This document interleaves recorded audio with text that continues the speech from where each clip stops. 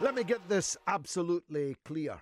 Every square inch of quote-unquote white farmers' land, unquote, in South Africa was stolen from the African people by the depredations of white colonial invasion. Every square inch was stolen from the African people. A system of brutish, vicious, racist suppression then followed. A long, dark night of racial discrimination, succeeded by the theorizing of that brute repression in the system called apartheid, of separate development, of racial segregation, of pencils being put into people's hair to see how curly it was, of rulers being used on people's noses to see how broad they were, of legal forbidding of white and black people to marry, of the entirely false classification of millions of people as coloreds,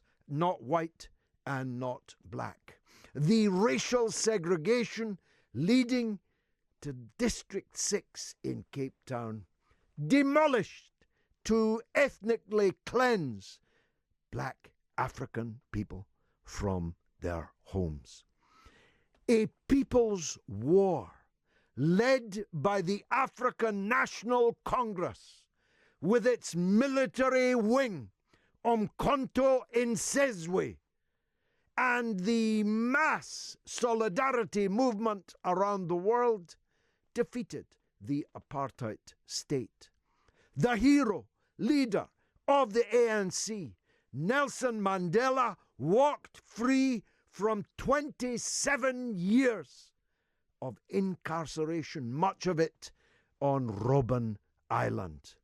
The ANC emerged as the government of South Africa committed to land reform.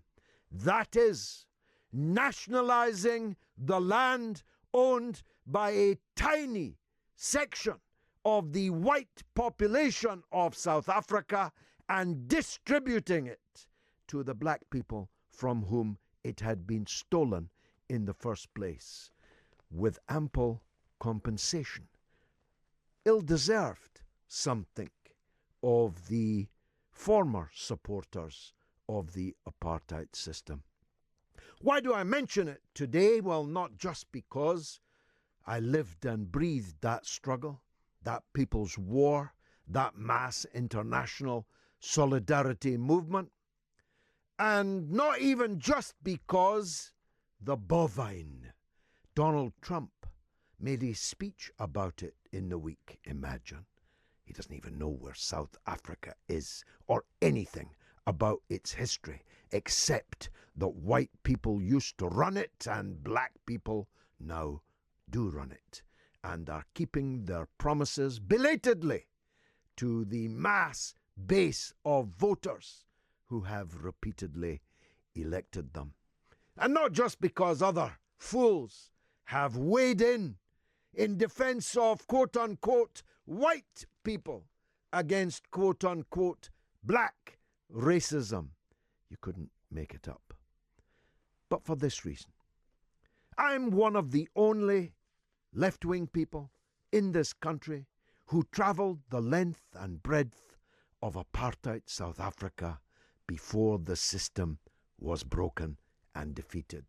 I did so under special dispensation from the African National Congress, a cadre of which I remain, and until my last breath, proud to have been.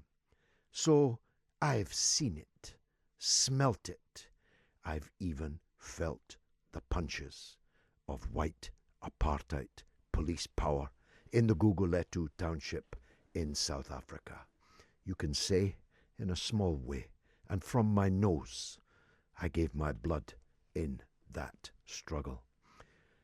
And you know who facilitated all of my efforts across South Africa? Who provided every rand in my pocket, every dinner on my table, every car in which I travelled, and every tissue with which I dabbed my nose? South African Jewish heroes of the ANC. You see, Jewish people don't have to be with apartheid. The Jewish people in South Africa, in the ANC, small in number, gigantic in stature. Joe Slovo, the leader of the armed struggle to overthrow apartheid. Ronnie Kasrils, one of his deputy. Ruth First, the wife of Joe Slovo, murdered by an apartheid parcel bomb delivered to her in Maputo in neighbouring Mozambique. Albie Sachs, Dennis Goldberg, I promise you, go on, including Max and Audrey Coleman, who were responsible for my safety whilst travelling in apartheid South Africa. Why do I mention that? Because yet again, Corbyn has been crucified all week in every section of the media. A full spectrum campaign of falsification, distortion, and even downright lies. The idea that the mild-mannered, if he was religious, he'd be a Quaker, a marrow grower, a vegetarian, a vegan, a bicyclist, a man who has stood for peace and reconciliation everywhere and all of his life, can be caricatured in the way he is now, not daily, but hourly. Every time I switch on my telephone, I discover an hourly attack based on absolutely false, fake news. Now, Corbyn can speak for himself. I have my own criticisms of him, which increasingly irritate me. He can defend himself. But I will never remain silent as people seek to rewrite history, rewrite the English language, and deliberately distort the things that Corbyn has said in defence of the Palestinian people, not least because the best Jewish people in the world stand with Corbyn on this matter. And they are speaking up with increased volume and regularity and saying to the often non-Jewish partisans of the Israel lobby in Britain and in the world, you do not speak for me. If you thought that Corbyn had a problem, and there cannot be a sentient being in the land, not even in Ward 5 in Broadmoor, can anyone be in any doubt that there is a full-scale, industrialized campaign in the mass media to destroy the leader of the Labour Party?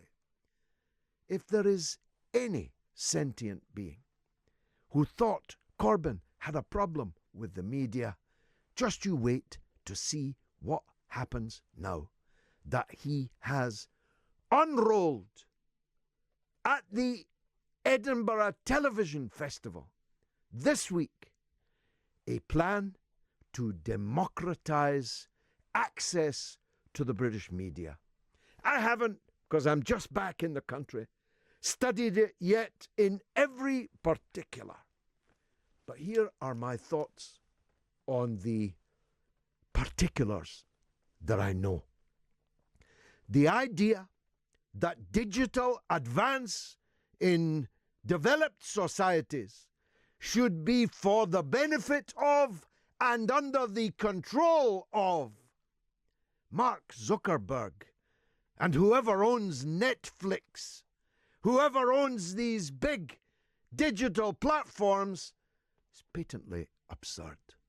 This new digital age has created a public square, and no private corporation can be allowed to decide who can speak in that public square. And neither can they be allowed to reduce these phenomenal advances of human achievement in the digital field to the cash nexus, merely a means of making ever more money. Do you know that the owner of Amazon this year has become $260 million richer every single day of this year? Just run that past yourself. $260 million richer every day of 2018. Now, good luck to them. As long as they pay their taxes, which they don't, I'm relaxed about Mr. Jeff Bezos. I'm not against people making money from commerce and from legitimate business activity if they pay their taxes, but I'm not going to give them the key and the padlock to decide who else can enter that marketplace, enter that public square. These giants have become too big and too powerful. They should, under any sane law of capitalism, be broken up so that genuine competition amongst them can be maintained. Under capitalism, not socialism. And let me say further, I'm against interference in people's media businesses. I don't even support Jeremy Corbyn's demand that journalists should elect their editors, because I saw what happened when the current editor of The Guardian was elected, and I've seen what happened to The Guardian thereafter. It's up to The Guardian how they appoint their editors, and it's up to Talk Radio how they appoint their editors. I'm not interested in interfering in existing media businesses. I want new media businesses. And that's the beauty of Corbyn's plan. A British digital corporation, just like the BBC, but better. One which opens an alternative public square to the ones owned by Bezos, by Zuckerberg, by Murdoch, and by the others. Let them run their own businesses. If people choose to continue to patronize them, they will, and fair enough.